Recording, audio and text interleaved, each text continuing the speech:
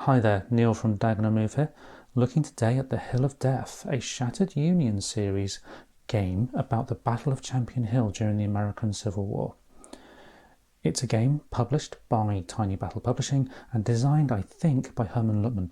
I say I think because I couldn't see any designer credits in the rulebook, so maybe those credits are on the box. Of course, I don't have the box because this is the print and play version.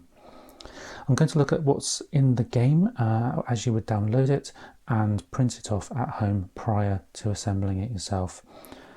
Inside the game we do have the module rules, or the Champion Hill battle rules, the series rules, a player aid card, a map, some cards, quite a lot of cards, and then some counters. I'll look at each one of these piles in turn shortly, but before I do, just to note that if you like the channel or you find this video helpful in any way, please subscribe if you haven't already, click that like button and comment if you have anything you'd like to talk to me about. Okay, beginning then with the counters. There are two counter sheets inside the Hill of Death. From that print and play perspective, the first thing we'll notice is the rather large margins around the edges of the counters themselves as you print it out. Those of you who've been making PnP for a while will know that this is a result of the differences between the US letter size paper used in the States and the A4 used in the UK, and I believe much of Europe as well. So that's part of the reason for this size. What it does mean, of course, is the counters are ever so slightly smaller in this A4 format than they would be in the US letter. But the counters themselves represent the two different sides of the American Civil War, and we have the counters are broken down with images of infantry, artillery, and some more cavalry. The counters have a couple of different factors on them. There's relatively limited information on there, and what is on there is really quite clear to see, with the exception of one or two of these counters here. For example, this one says Army Cavalry, but it is actually quite tricky to see due to the white on pale grey colouring. That could be an issue more with my printing rather than the files themselves. But the counters do look really quite nice. There is a band of colour across the top which represents the different division or so or similar that the counter belongs to. There's also some other admin type markers on this sheet as well. The reverse of that sheet shows you the steps and so on, or the other side of the counters as you would play them. So you can see that this is a game with steps for these counters and these units.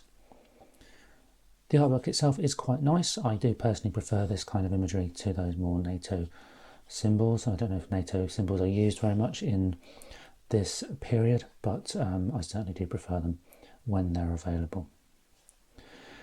We do have a comment there regarding the terminology in the game. We have Fortunes of War, and I believe there is CIC mentioned a few times. Now that immediately brings to my mind, at least, a game I've got called Metz 1870 at any cost, and that is a Herman Luttman game which is in the blind swords system, and it features Fortunes of War, Fog of War, and Friction of War, I think it is, and it's a really fantastic game, and there's a whole series of them. I don't have any of the others in that system, but it's a great system, and I suspect that this is a variation on that system, superficially a slightly simpler system. But anyway, looking back at the counters, I've gone off on a ramble there. We do have the shaken markers and various VP markers as well. And finally, on the reverse of that, we have disrupted Confederate VP markers, Union VP markers, as well as various other markers as well from the back of that sheet. So not too many counters in here, but they look quite nice, quite easy to see, and I do think they'll be quite enjoyable to play once they're all cut out and assembled.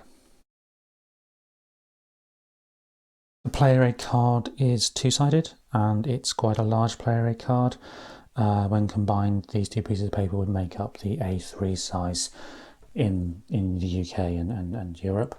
On the one side, we have the combat results table, and we have weapons ranges, including infantry, dismounted cavalry, rifled artillery, and smooth bore artillery. Ammo problems, fire combat advantages dependent on elevation, mounted cavalry, and so on. Close combat cohesion, fire combat cohesion, defensive fire results, and close combat advantages. This is almost certainly, I think, a spin on that blind sword system, just looking at what we have here. I don't recall reading that is what this system is, but it's certainly seeming that way to me, looking at some of these very familiar terminology that we have here. Top half of the player aid card, as we look at it on the screen, has the sequence of play, and quite an involved sequence of play. You have like 5 phases, and the activation phase is the most significant in terms of what you need to do, as you would expect. And so you have command decision phase, CIC activation card phase, wild card steps, movement, fire combat, close combat, skedaddle, broken units, regroup, a whole bunch of stuff on here. Yeah, wow, lots to look at just on this player aid card. Okay, so all very interesting. I like the colour coordination. I'm not sure if that will suit all tastes, but I do like that. Moving on to the cards, there are 5 sheets of 9 cards each, and they are split between the Union, the Confederate, and then more instructive cards without any particular affiliation. So just for example, here we have Bowen, Grant, and then Fog of War and Friction of War, and clearly one side or the other, and then some that represents an effect on all. The cards themselves are quite nice and clear, nice and simple. And here we have, on the next sheet, we have a number of cards specific to the Confederate with the divisions listed at the bottom. Some of these cards do have play immediately or hold written on them, suggesting that they are event cards that you can play at certain times in the game. I haven't read the rulebook in any great detail, as you can probably tell, but it certainly looks like this is replicating in card form that chip pull system of At Any Cost and the Blind Sword series, which is so effective and such a great system to play. And I just wonder if this is a simplified version of that. We have Loring's Division, CIC activation, some of these default events on some others.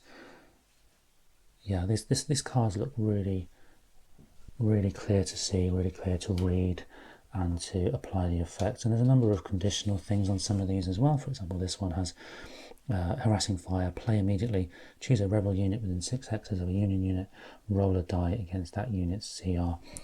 And then there's various effects on the roll, depending on what that roll is. And then we have the 17th Corps cards specific at the bottom with McPherson, and a few more here on this last sheet for the Union player. Back of the card is this sheet here, and there's 1 sheet per card, and it just represents the name of the game, the series, and the publisher on there as well. There's just the 1 map inside the Hill of Death, and that shows the terrain around Champion Hill here, Bolles Hill just there.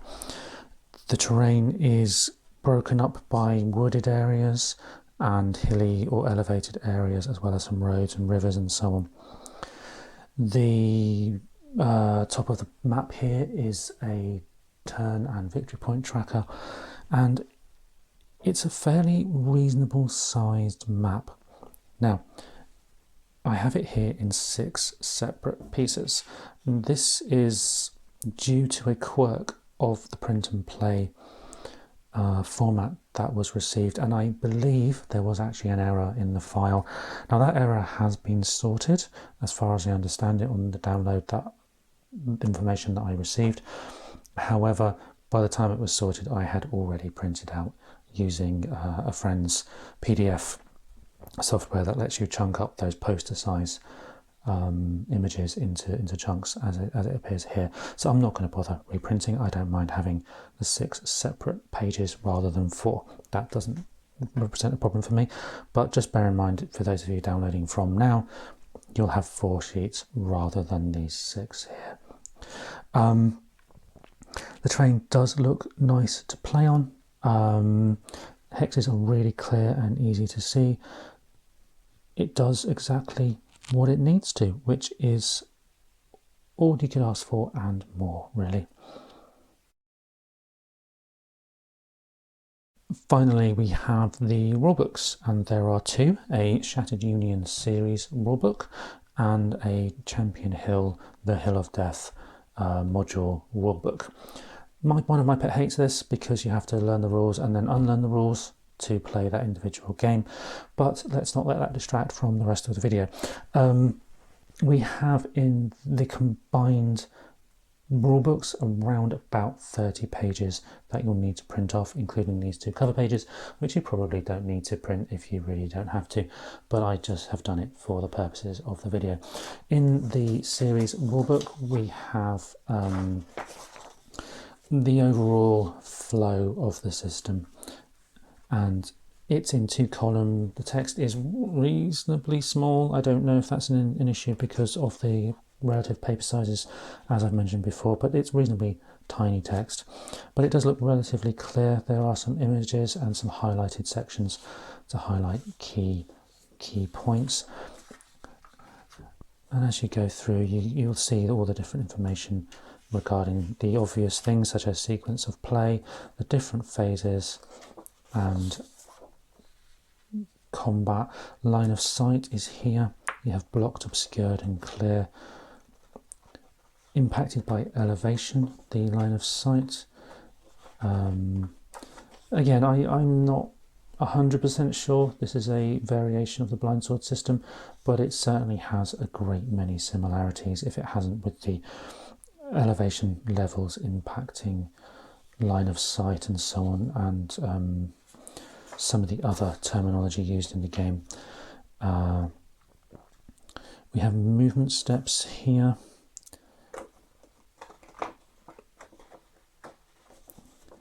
And then close combat.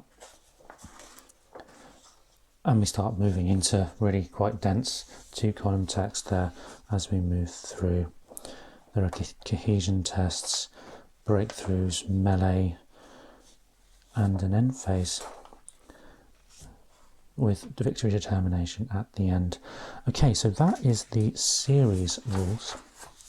The module rules, of which there are, I think there are 10 pages plus a repeated PRC, or sorry, a repeated PAC card. Nice little picture there. I might use that for the front of the box when I make one. But the actual module rules are some 10 pages in their own right, and same format as before, dealing with each part of the game as it's reflected in this scenario. There are a couple of scenarios here. It looks like you've got the Bloody Hill, the road to Vicksburg. Oh, just a couple, it seems, rather than having one longer all-encompassing. Okay, that then is everything you get inside the print and play copy of The Hill of Death from the Shattered Union series. It looks very interesting, and I'm really quite excited by the fact that it may well be part or a variation on that really rather wonderful blind sword system. I hope you've enjoyed the video, maybe even found it useful, and I'll see you next time.